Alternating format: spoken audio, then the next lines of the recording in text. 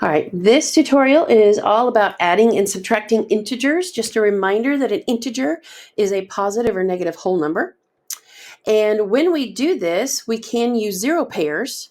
They kind of naturally happen.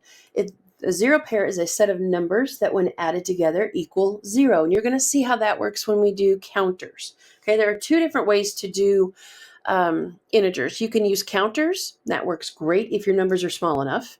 Okay, doesn't work so great if your numbers are big. You can use number lines to kind of visually get an idea of how this works. Okay, that works well when you have larger numbers.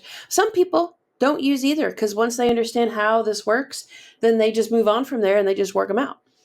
And then we will work on subtracting integers down here. Okay, all right, so what I tell my students when adding integers, if your integers have the same sign, you need to find the sum. If they have different signs, you need to find the difference. And you're going to see how that plays out as we go through.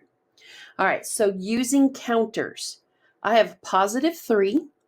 So I'm going to do 3 positives. And I am adding a negative 4. So underneath there, I'm going to do 4 negatives. Zero pairs. If I would have a positive 1 and a negative 1, that's 0. So if I have a positive and negative, I'm going to circle them. That leaves 0, 0, 0. That leaves me with 1 negative. So my answer is negative 1. Over here, okay, we have negative 1. And we are adding negative 3. So 1, 2, 3. There are no zero pairs. So how many do I have in total? 1, 2, 3, 4. So that means my answer is negative 4. Now where this comes into play, these guys had different signs. You have a positive 3 and a negative 4. Different signs find the difference. Okay, so I'm just going to pretend like neither one's positive or negative. I'm going to do 4. I'm going to find the difference. That means I'm going to subtract. So I'm going to do 4 minus 3, which gives me 1. Which answer is bigger? Negative 4 is 4 is the bigger absolute value. It's negative, so my answer has to be negative. Okay. Same signs find the sum. Well, what's 1? Remember that they're not negative. 1 plus 3 is 4. They're same signs, so that means my answer has to be negative. Okay. Now, using number lines, look at this. 2 plus 4. Y'all, we all know that's 6. However, on a number line, I tell my students, keep it simple. Show me where 0 is and show me where we're going. We're going positive 2. So 1, 2, 3, 4, 5, 6. Positive 2. And then I'm going to add 4. So from here, I add 4 and I land on 6. Okay. Here, 3 plus negative 2. How do we show that on a number line? Again, show me where 0 is.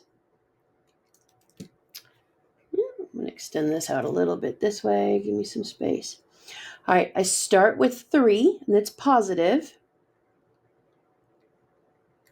Okay, so I go 1, 2, 3. And then I want to add a negative 2. That means I'm going to turn around and go back 2. 1, 2. I end on positive 1. Okay, now they had different signs. So find the difference. So what is 3 minus 2? That gives me 1. 3 has the larger absolute value, so 1 will stay positive because 3 is positive. Okay.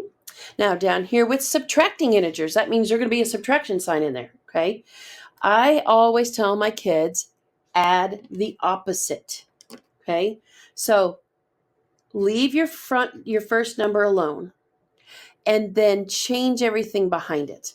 So I want to add the opposite. 3 was positive. I'm going to make it negative.